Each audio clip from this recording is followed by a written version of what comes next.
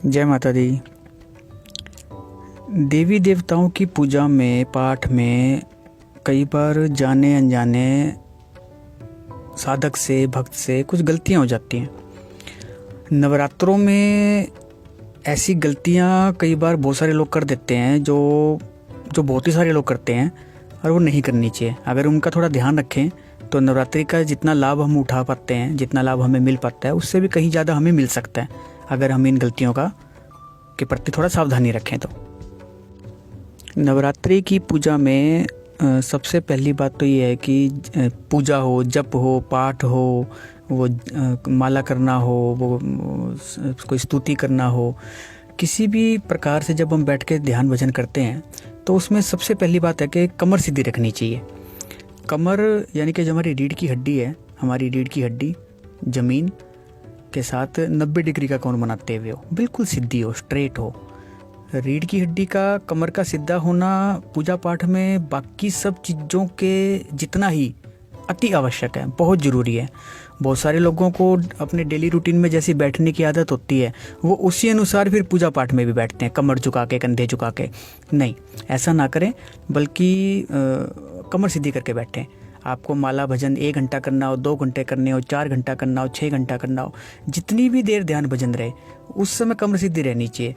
कमर पे ही सारी क्रिया घटित होती है, सारी की सारी बातें कमर, रीढ़ की हड्डी पे, जो हमारी योग की भाषा में बात करें तो जो 3 नाड़ियां हैं, ईड़ा, पिंगला और सुषुम्ना, सारी चीज़ वहीं पे ही घटित होनी है।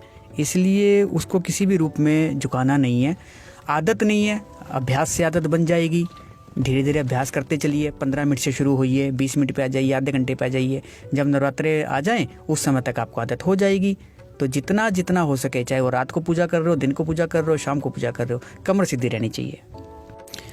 दूसरा ध्यान हमें ये रखना है कि भोग लगाते समय बहुत सारे साधक भक्त गलती क्या कर देते हैं कि जैसे मान लो वो एक प्लेट के अंदर उन्होंने कुछ भोग का सामान रखा, वो पंचमेवा रखा, मिश्री रखी, कोई भी सामान रखा, अनार के दाने निकाले। उसके बाद वो क्या करते हैं कि जो चौकी लगाई है उसके ऊपर जो माता जी की मुख्य मूर्ति है उसको भोग लगा देंगे उससे। ठीक है, कोई बात नहीं है। लेकिन उसके बाद वो क्या करते हैं कि चौकी पे जो दूसरी मूर्तियां रखी हैं, दूसरे देवी देवता रखे हैं, वो एक देवी देवता का भोग लगाया हुआ जो प्रसाद है वो बाकी दूसरे देवी देवताओं को भी भोग लगा देते हैं। ऐसा नहीं करना चाहिए। ऐसी गलती कुछ लोग मंदिरों में भी करते हैं। हम देखते हैं, जैसे मंगलवार को मंदिर जाएं, हनुमान जी के मंदिर जाते हैं, वहाँ पे हनुमान जी को प्रसाद चढ़ाते हैं, 11 रुपये का, 5 रुपये का, 21 रुपये का, जैसा भी है। तो वो बूंदी है, लड्डू है, कोई भी प्रसाद है, तो वो हनुमान जी को भोग लगा देंगे। और भोग लगा के फिर उस मंदिर में, जिस मंदिर में हनुमान जी की वो मुख्य मूर्ति थी, उस मंदिर में बाकी देवी देवताओं को जो प्रणाम करने जाएंगे तो वहाँ पे वो हनुमान जी का लगा हुआ, भोग लगा हुआ प्रसाद वो बाकी देवी देवताओं को भी चढ़ाते जाएंगे। ऐसा नहीं करना चाहिए। तो मंदिर में भी ऐसा नहीं करना चाहिए। और ऐसे ही नवरात्रों में जब अपनी चौकी पे एक, देखो इसका तरीका क्या है फिर करने का, कि मान लो आपके पास अनार के दाने हैं बहुत सारे, या फिर मिश्री के दाने हैं बहुत सारे, या कोई भी भोग का सामान है, तो आप पहले क्या करिए कि अलग अलग, मान लो आपकी चौकी के ऊपर 4 देवी देवता बैठे हैं, 5 बैठे हैं, गणेश जी है, सरस्वती माता है, भगवान भोलेनाथ हैं, या लक्ष्मी माता है, विष्णु जी हैं, दुर्गा माता है, काली माता है, आपने जो भी देवी देवता वहाँ पर स्थापित किए हुए 9 दिन के लिए, तो आप सबकी अलग अलग कटोरी भोग की बनाइए, उसमें सबका प्रसाद रखिए, और वो सबको अलग अलग ही भोग लगेगा। एक इकट्ठे में से सबको लग जाएगा वो पहले प्रसाद, लेकिन एक को भोग लगाने के बाद फिर वो दूसरों को नहीं लगेगा। इस बात का ध्यान रखना।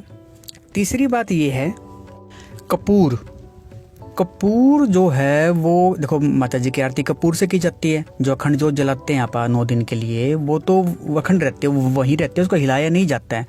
उसके अलावा कुछ लोग जो है वो जोत से वैसे दूसरी जोत जला के आरती कर लेते हैं, लेकिन अधिकतर लोग जो है वो कपूर से आरती करते हैं, और करनी भी चाहिए कपूर से आरती। तो कपूर से जो आरती करते हैं या हवन के टाइम पे जो कपूर इस्तेमाल करते हैं, वो कपूर शुद्ध होना चाहिए, देसी होना चाहिए। देखिए, कपूर 3 प्रकार का आता है। एक तो देसी कपूर आता है जो लगभग 1500 रुपये किलो के आसपास में मिलता है। एक जो है वो भीमसेनी कपूर आता है, जो देसी कपूर से भी अच्छी क्वालिटी का कपूर होता है, वो लगभग 2000 रुपये किलो आता है। जो भी है, जो भी अलग अलग लोकल एरिया में अलग अलग रेट मिलेंगे इनके, तो वो तो यूज़ कर सकते हैं आप। लेकिन हम लोग कई बार क्या करते हैं कि जो ये बाज़ार में जो ये अलग अलग मार्का के कंपनी के कपूर आते हैं वो इस्तेमाल करते हैं, जो देसी कपूर नहीं होता है। ये जो कपूर है जो बाज़ार में मिलते हैं, इनकी जो डब्बी है या इनके जो है वो उनका जो पैकेट है उसके ऊपर लिखा भी होता है कि ये आर्टिफिशियल है, ये कृत्रिम है। इसका ये जो है वो तारपीन के तेल से बनता है, वो जो है नकली सुगंधों से बनता है। वो जलता तो कपूर, देसी कपूर या भीमसेनी कपूर की तरह है, लेकिन जलने में कोई प्रॉब्लम नहीं है उसमें, लेकिन वो बनता तारपीन के तेल जैसे आर्टिफिशियल नकली चीज़ों से है। तो हमें बहुत ध्यान रखना है कि माता जी की आरती वो ये नकली कपूर से ना करें, बल्कि वो असली देसी कपूर से करें। देसी कपूर आपको किसी भी पंसारी की दुकान पे खुला मिलेगा, या फिर किसी आयुर्वेदिक दवाइयों की दुकान पे, जो दवाइयाँ जो पंसारी होते हैं उनके पास मिल जाएगा खुला कपूर। वो वाला इस्तेमाल कीजिए जो दवा के रूप में, खाने के रूप में भी इस्तेमाल हो सकता है। ऐसे ही कपूर को आरती में यूज़ करना चाहिए, नकली कृत्रिम कपूर को नहीं करना चाहिए। चौथी बात है, जो नवरात्रि में फलाहार करते हैं, और फलाहार के नाम पे जब कई बार कुट्टू की या सिंघाड़े के आटे की या सामक के आटे की, इन सब की पूरियाँ बनाते हैं, परोठे बनाते हैं, या जो भी चीज़ बनाते हैं, कुल मिला के जो भी हम 9 दिन के लिए या 1 दिन का जो भी व्रत रखते हैं नवरात्रि का, उसमें जो तेल इस्तेमाल किया जाता है, अधिकतर लोग अपने घर में जैसे रिफाइंड इस्तेमाल करते हैं, तो वो नवरात्रों में भी रिफाइंड का इस्तेमाल कर लेते हैं। और रिफाइंड के अंदर भी विशेष तौर से अधिकतर लोग वो सोयाबीन का रिफाइंड इस्तेमाल करते हैं। सोयाबीन, देखो दाल है कि तिलहन है, पॉइंट वो नहीं है। सोयाबीन अनाज माना जाता है, और सोयाबीन जो है वो हम लोग नवरात्रि में खा नहीं सकते हैं किसी भी रूप में। तो जो सोयाबीन हम नवरात्रि में या किसी व्रत में खा नहीं सकते, तो किसी भी व्रत के अंदर उससे निकला हुआ तेल हम कैसे इस्तेमाल कर सकते हैं। तो हमें इस बात का ध्यान रखना है कि हम देसी घी का इस्तेमाल करें, या फिर रिफाइंड का भी इस्तेमाल करना है तो वो सूरजमुखी का किया जा सकता है, वो सरसों का किया जा सकता है, वो मूंगफली का किया जा सकता है। आप दूसरे इस्तेमाल कीजिए। सोयाबीन का रिफाइंड व्रत में, किसी भी व्रत में इस्तेमाल ना करें, नवरात्र में इस्तेमाल ना करें। और 5वीं गलती जो अधिकतर भक्त करते हैं, ये जो गलतियाँ बता रहा हूँ, ये 99% साधक या लोग भक्त जो हैं वो कर देते हैं ऐसी गलतियाँ। तो इनसे सावधान रहें तो बहुत अच्छे नवरात्रे हमारे बीत सकते हैं। 5वीं और आखिरी गलती वो है नारियल।